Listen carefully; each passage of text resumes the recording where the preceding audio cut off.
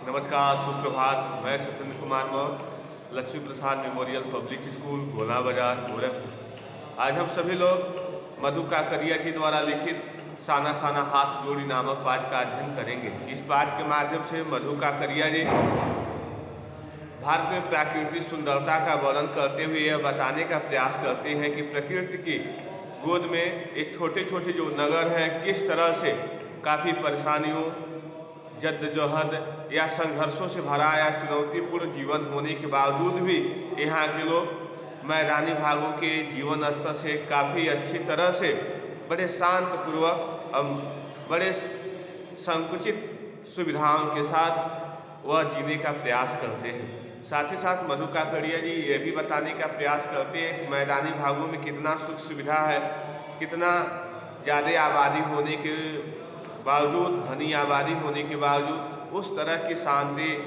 या उस तरह का मनोरम दृश्य हमें देखने को नहीं मिलता है जो पहाड़ों क्षेत्रों में या पहाड़ी की वादियों में या घाटियों में देखने को मिलता है, जहाँ का जनघनत्व तो काफ़ी कम है, जीवन स्तर काफ़ी अच्छा नहीं है, मैदानी भागों की तरह से सुविधाएं भी उपलब्ध नहीं हैं और इस तरह से वहाँ पर न तो रहने के लिए अच्छे घर हैं, न पढ़ने के लिए अच्छे स्कूल हैं, न आने जाने के लिए अच्छी सड़कें हैं। फिर भी लोग उस वादियों में रहने के लिए आदी हो जाते हैं और उस जगह को छोड़कर वह मैदानी भागों में नहीं आते हैं। तो प्रश्न ये उठता है कि आखिर में पर्वतीय क्षेत्रों में रहने वाले लोग मैदानी भागों में क्यों नहीं आना चाहते।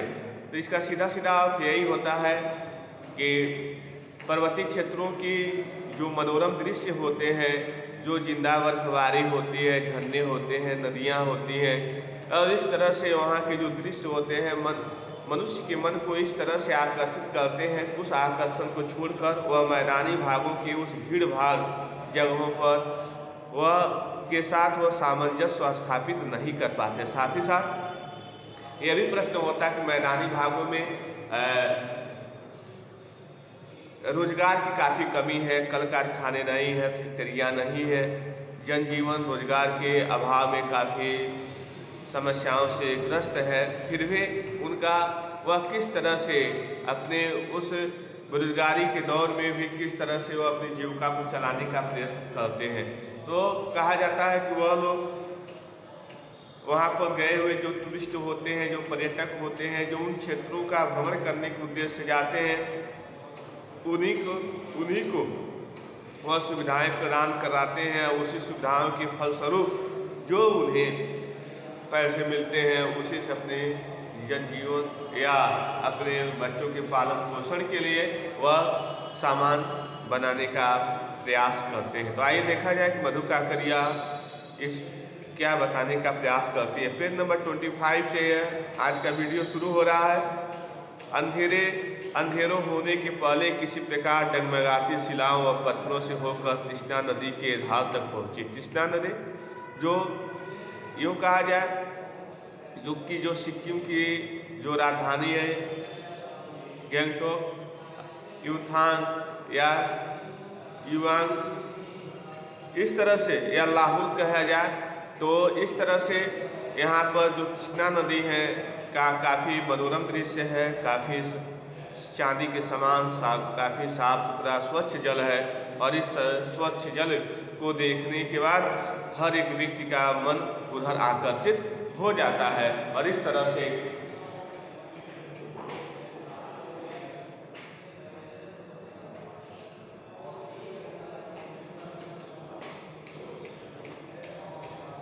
से हम यह देखते हैं कि अंधेरे होने के पहले किसी प्रकार डगमगाती शिलाओं और पत्थरों से होकर तृष्णा नदी की धार तक पहुंची और इस तरह से पानी को अपनी अंजुली में अर्थात हाथों में लिया में भरा तो अतीत भीतर धड़कने लगा। तो अतीत के दृश्य मुझे याद आने लगे, स्मृति में कौंधा स्मृति भी कौंधने लगे।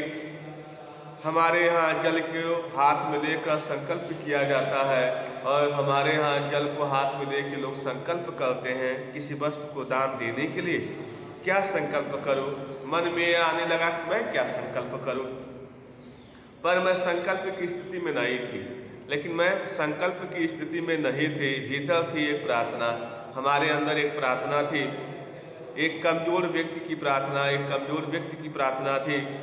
भीतर का सारा हलाहल, जो भीतर की जो आत्मीयता थी, इस तरह से उमड़ने लगी और भीतर का हलाहल, हलाहल मतलब होता है विष या जहर। भीतर जो विषमताएँ थी, जो कुरीतियाँ थी, उसको विष के नाम से जाना गया।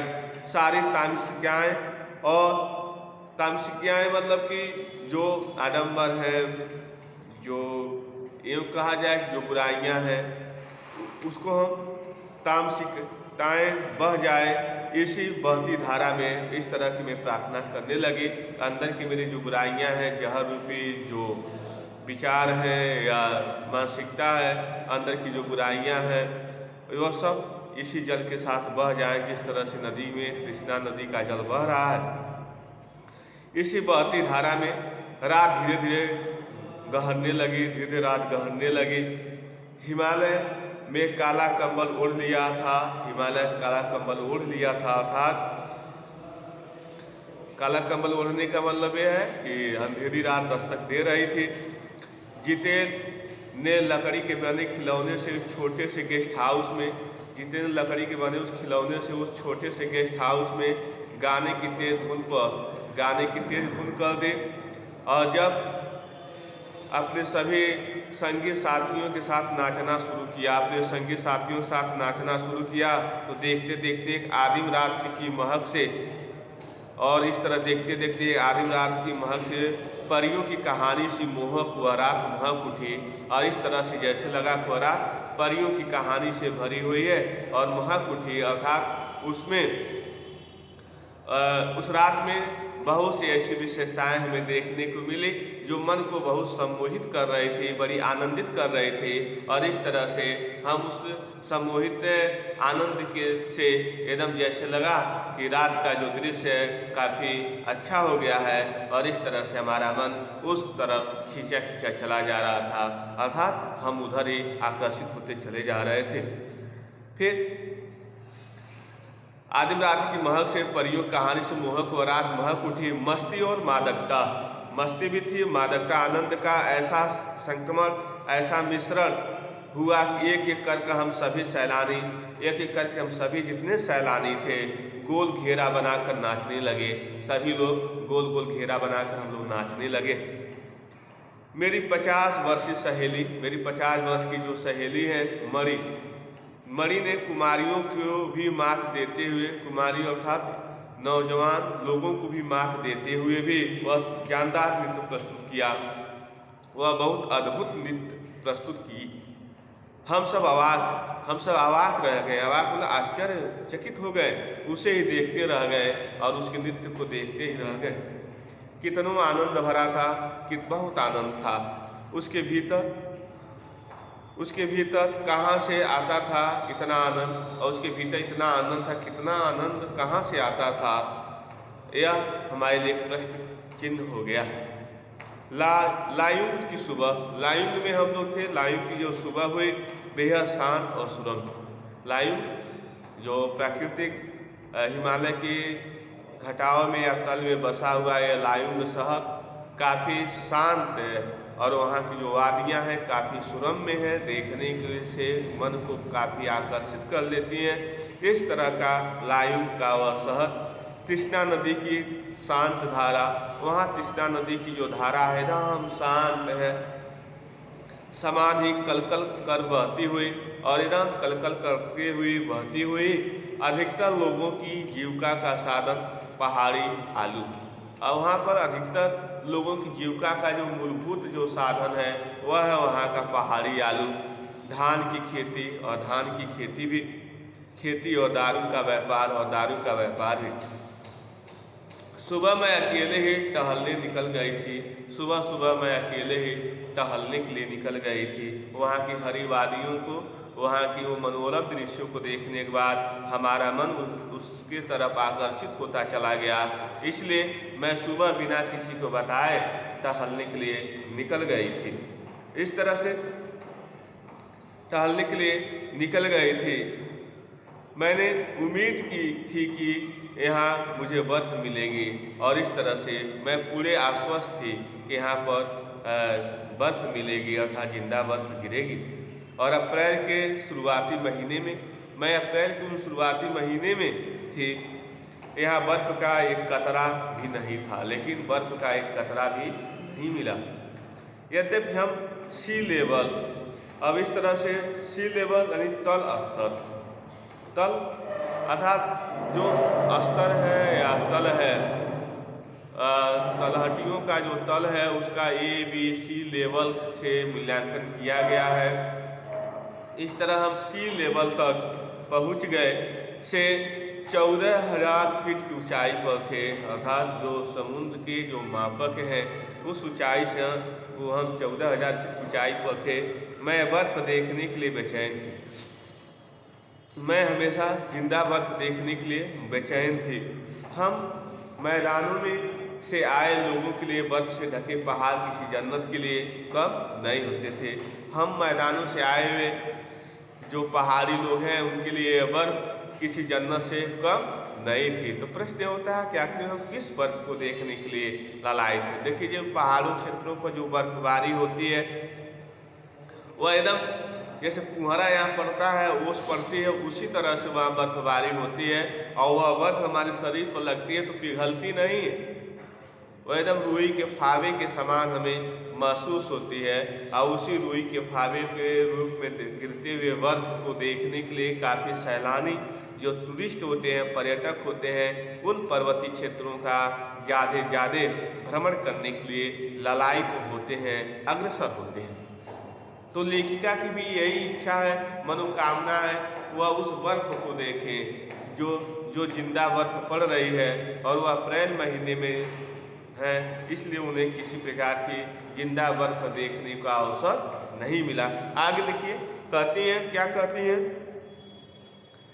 जन्नत से कम नहीं, और इस तरह से बर्फ़ से ढके जो पहाड़ होते हैं किसी जन्नत से कम नहीं। जो पहाड़ होते हैं उस पर जब बर्फबारी हो जाती है, तो जब बर्फबारी हो जाती है तो एकदम पहाड़ क्या होते हैं, ढक जाते हैं। और जब ये पहाड़ ढक जाते हैं तो ऐसे स्थिति में आप देखेंगे कि ये मान लीजिए पहाड़ है, ऐसे ऐसे पहाड़ों का ये स्वरूप है। और इस तरह से जब बर्फबारी हो रही है तो एक मोटी सी चादर इस पर क्या हो जा रही है, बर्फों की पड़ जा रही है, यह बर्फबारी। इस तरह से सब पहाड़ क्या होते हैं, बर्फ से ढक जा रहे हैं। और ये सब पहाड़ जब बर्फों से ढक जा रहे हैं तो ऐसी स्थिति में जब गर्मी पड़ रही है तो ये पहाड़ क्या होते हैं, पिघलना शुरू होते हैं। कहीं यहाँ पिघल के गिर रहे हैं, कहीं यहाँ पिघल के गिर रहे हैं, कहीं यहाँ से, कहीं यहाँ से। इस तरह से जब ये पिघल के गिरना शुरू होते हैं तो इनकी जो आकृति होती है वह बदलना शुरू होती है। इन पहाड़ों की जो आकृति होती है यह क्या होती है, बदलना शुरू हो जाती है, आकृति बदलना शुरू हो जाती है।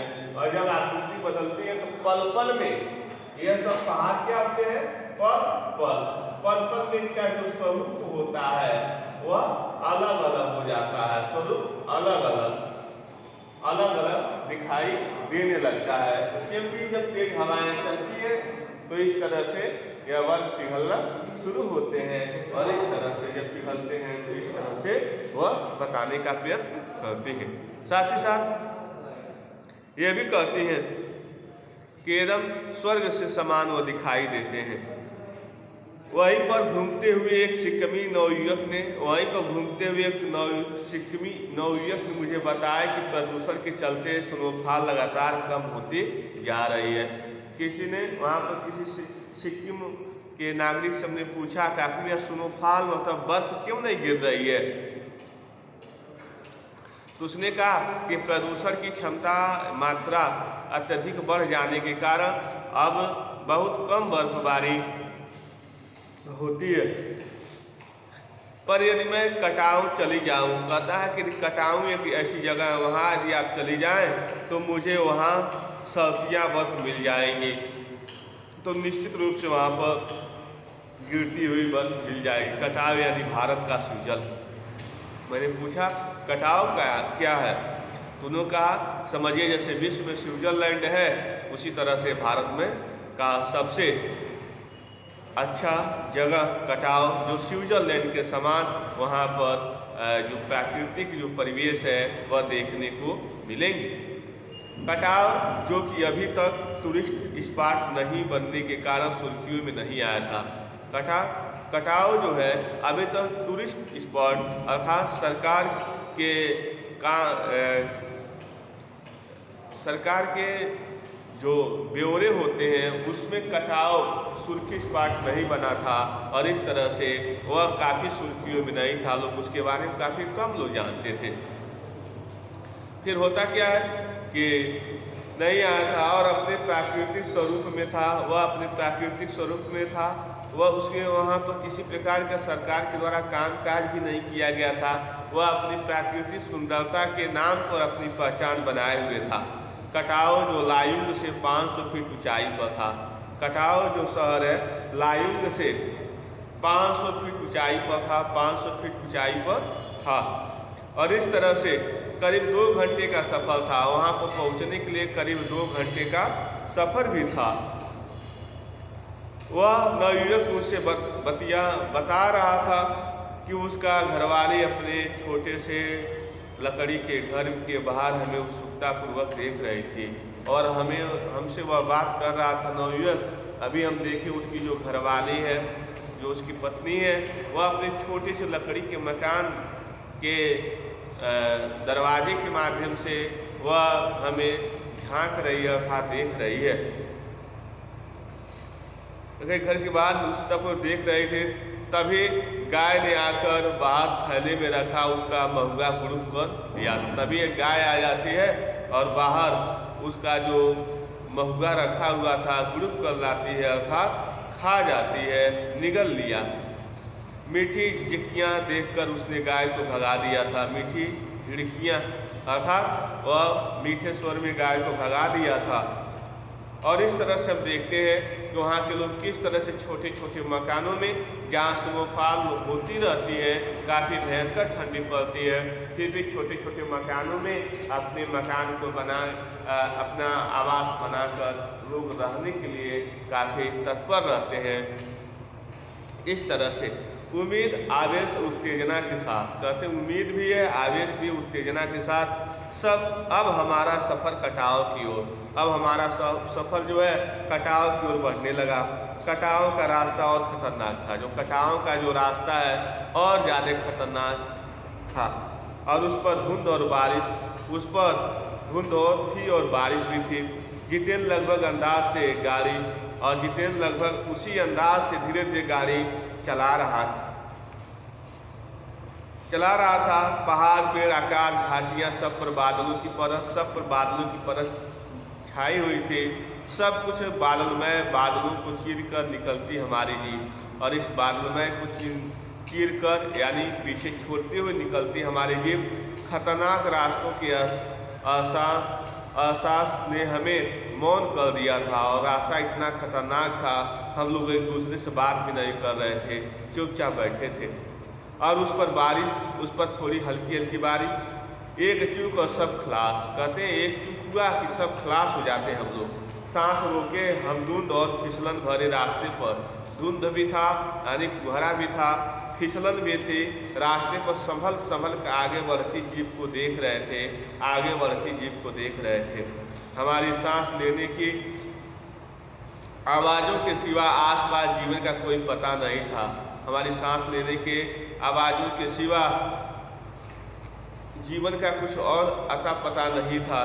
फिर नज़र पड़ी, बड़े बड़े शब्दों में लिखा एक चेतावनी, फिर बड़े बड़े अक्षरों में लिखा एक चेतावनी पर नज़र पड़ी। If you are married divorce speed. थोड़ी ही दूर आगे बढ़े कि फिर एक चेतावनी, दुर्घटना से देर भरी, सावधानी से मौत टली। और इस तरह से चेतावनियाँ उन पहाड़ी क्षेत्रों में हमें देखने को मिलती है। और इस तरह से हम लोगों के लिए वह रास्ता इतना भयभीत था और धुंध था, हल्की हल्की बारिश होने से फिसलन भी हो रही थी। हम लोग इतने भयभीत थे कि जरा सा भी इधर उधर हुआ तो हम पूर्ण रूप रूप से हम लोग खलास अर्थात घाटियों के उन गहराइयों में गिर जाएंगी हमारी जीव। इसलिए हम लोग इतने भयभीत थे कि बस आगे देखते थे, चुपचाप किसी से बात भी नहीं करते थे। हम मौन धारण किए हुए हम किसी तरह से आगे बढ़ने का प्रयास करते थे और नए नए जो बोर्ड लगे हुए थे उन बोर्डों पर ध्यान देते थे और किस तरह से उस पर लिखा हुआ था सावधानी, लिखा सावधानी से मौत टले। यदि सावधान रहेंगे तो समझिए मौत टल जाएगी और यदि सावधान नहीं रहेंगे तो समझिए मौत आपको निगल लेगी। इस तरह के वहाँ पर ब्यौरे लगे हुए